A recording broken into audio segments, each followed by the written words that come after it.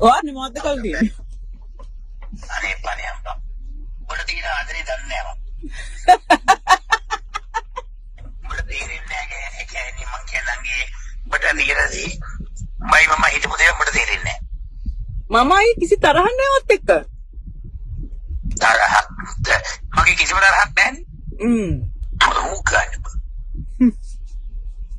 මම කොච්චර කල්වකට කෝල් කරාද පොඩි දාගෝතේ මෙච්චර අතරින් එක උසත් යත් ටයිම් වයිඩක් කාරික මම වෛරයක් නෑ මම අයි මට කිසිම වෛරයක් නෑ මම කිව්වේ දිල්කට වෙච්ච එක වැරදි ඊට කලින් කොහොමද ඔයාත් මට අය මේව කියලා තිබ්බා බාන කිසිම තැනක ඔයා මට කියපු කිසි දෙයකට මම වචනයක්වත් කොහෙවත් තැනක කියලා නෑ වචනයක්වත් කී ගමනක් ඔය ප්‍රවාගේ ප්‍රෝග්‍රෑම් වලින් මට කොච්චර නම් දේවල් කිව්වද හැම වෙලාවෙම මොන හරි කිව්වනේ මම කියපු දේවල් අල්ලගෙන ඉතින් මම මොකෝත් කියන්නේ අර සේපාල් කියන අපතේත් එක්ක නෑ ඔයා මම සේපාලයත් එක්ක වගේ වචනයක් තවා හරි ඔයා මගෙත් කෙලි කතා කරන්න ඕකන්නේ නෑ ඉතින් දැන් අයිය අපිට ඒ වගේ තත්යකට ඒ වගේ ප්‍රෝග්‍රෑම් එකක් කරන්න පුළුවන් තත්ත්වයක් නෑනේ දැන් ඉතින් ඔයා මට මිනිස්සු ඕපන් කතා කරන්න ඉපැරන් ඕපන් කතා කරන්න ඕනේ හැබැයි ඉතින් ඒක දැන් මේක හරි අපි හිටපු විදිහ හැටියට මේක ඉතාමත් කැත තැනකට නේ අරගෙන ගිහින් තියෙන්නේ මේකද විශ්ව ශක්තියෙන් කතන්දරේ කියනකොටවත් මම වගේ නම කිව්වේ නෑ ඒ කියන්නේ මම එහෙමවත් කියන්නේ නෑ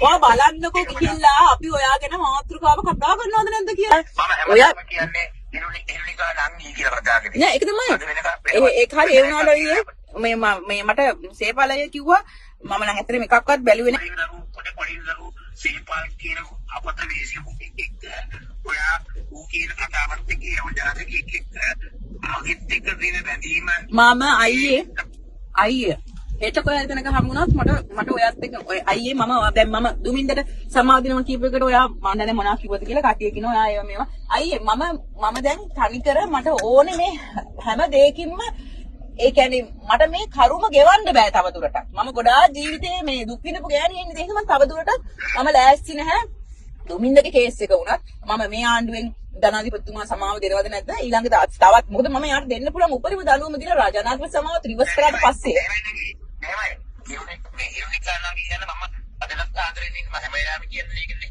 හැබැයි අර මේ කවුද මේ දිල්සා කියන ගෑණි විදිහම පිළිසිටිම ගැන එහෙමයි අය මම කියන්නේ කෙනෙක්ව විවේචනය කරන එකක් ඒ වුණාට එයාගේ පෞද්ගලිකත්වය යාල් ඉවර වෙලා කුණුහරුප කෙනෙක් එකන්නේ මං කියන්නේ ඒකයි එයා එහෙම එකක් එයා ඒක අයියේ ඒක හදපු එකක් එයාට කම්ප්ලේන්ට් එකක් දාලා තියෙන්නේ නෑ එයාගේ Facebook එකේ අය දැන් ඔයා කටින් කියන එක දිනන එයා Facebook එකකින් හදපු එකක් ඔය තියෙන්නේ ලෝකේ ඉන්න ජරාම ගෑණි කියලා හිතන්නකෝ ඒත් අයියේ එහෙම කියලා ඉවර වෙලා ඒ වගේ ඒ විදිහට කතා කරන එක හරිද කියලා මම අහන්නේ දැන් බලන්න මම නොකරපු දේවල් වලට දේවල් අහගෙන තියෙනවනේ දැන් මාත් මට ඒව මේව කියලා ඒ වුණාට ඒ ගෑනු කෙනා මේ වෙලාවේ මොකක් හරි දේශපාලන දරන මතයක් සම්බන්ධයෙන් එයා මතයක් ප්‍රකාශ කරාම ඒකට විරුද්ධව දේශපාලනික වශයෙන් විවේචනය කරන එක වෙනම දෙයක් දරුවෝ මතයක් කරේ මේකනේ ජරා විදිහට ගන්න බෑනේ ඉතින් අයියේ ජරා ඉතින් හරි කෙලවෙනවා කියන එක ඔයා කිව්වා ඒ විදිහට ඔයාට මොකද ඔයාට කියන්න තිබ්බේ දිල්කා සමන් වලින් ඔයා ඒ වගේ ලංකාවට ආදරය කරගෙන නම් ඔය වචන දේවල් කියන්නේ නැතුව ඔය විදිහට කියන්න තිබ්බා කියන්නේ නැතුව ඔයා ඊට හපන් දෙයක් කිව්වයින් පස්සේ එතකොට ඒක මම කිව්වේ කමෙන්ට් වල තිබිච්ච දේවල්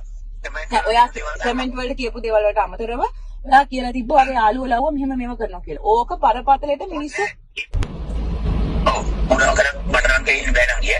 මට තියෙන ආදරයක් මට තියෙනවා. අදවත් මම ඉරුනිකා ළඟ කියලා කතා කරා. ඒක අත ආවාදයක් කියන. සේපාල් කියන්නේ ගඳ කැරි. හරිද? ඒ තැන් වල කියලා ඔය අපරාධ යූස් එක පාරක්.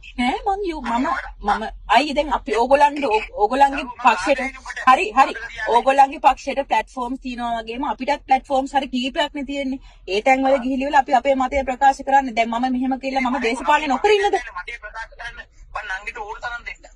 නේ අයියේ ඔයා දැන් මේ වෙලාවේ සම්පූර්ණයෙන්ම මේ JVP එකට මාලිමාවටගේ ඒකේ මාධ්‍යනේ කරන්නේ. ඒතර අපි ඒකට විරුද්ධව කතා කරනවානේ. මේක ඔයා හරි වැරදි තැනකට අරගෙන ගිහින් තියෙනවා. ඒක මාත් එක්ක විරුද්ධව කතා කරනවා. මොකද මොවාට පුළුවන් දැන් මම ඔයත් එක්ක මට ඔයා දන්න මම කොච්චර අමාරුවෙන් මේ වැඩ කටයුතු ළමයි හිතත් එක්ක කරගන්නවද ඔක්කොම. එහෙම කියෙද්දි ඔයා මට පොඩි දරුවෝ තුන්දෙනෙක් ඉන්න කෙනෙක් විදිහට මට කතා කරලා තියෙන විදිය බලන්න. මම කිසිම දැනක ඔයාලට එහෙම පරිභව කරලා නැහැ. ඒකට අදත් මම ආදරේනේ. ඒක නිසා නම් කීකීම ප්‍රෝග්‍රෑම් වල දාන්නේ. මම වෙන තු කිසි දෙයක් කියන්නේ නැහැ. හරිද? ඔයාම පිටිපස්සට ගිහිල්ලා ඔයා කරපු ප්‍රෝග්‍රෑම් වල ඔයා අනිත් ඊට පස්සේ ඔයා දන්නවද මිනිස්සු ඊට පස්සේ ගායි මූණ ලැජ්ජත් නෑ මේක ඇඟ ලැජ්ජත් නෑ කියලා මම ඔයාගේ ප්‍රෝග්‍රෑම් වලට ආවොත් ඒක. අද ප්‍රෝග්‍රෑම් එක කියපුවා ඒක. මම වරේ කොමගෙත් එක විරුද්ධව කතා කරන්න.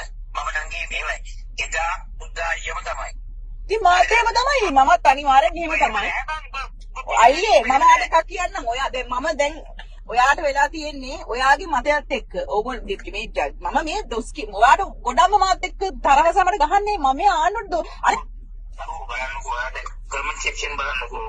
ඉතින් හරි අයියේ එහෙම මිනික එහෙමයි ඔයාගේ එකට එකව වෙලා ඉන්නේ මේ ආණ්ඩුවට කැමති කට්ටිය. ඒගොල්ලෝ තමයි කමෙන්ට් කරන්නේ. ඉතින් ඒක හරි සාමාන්‍ය දෙයක් නේ. මේ ආන්නකෝ මගෙත් එක්ක නෙමෙයි.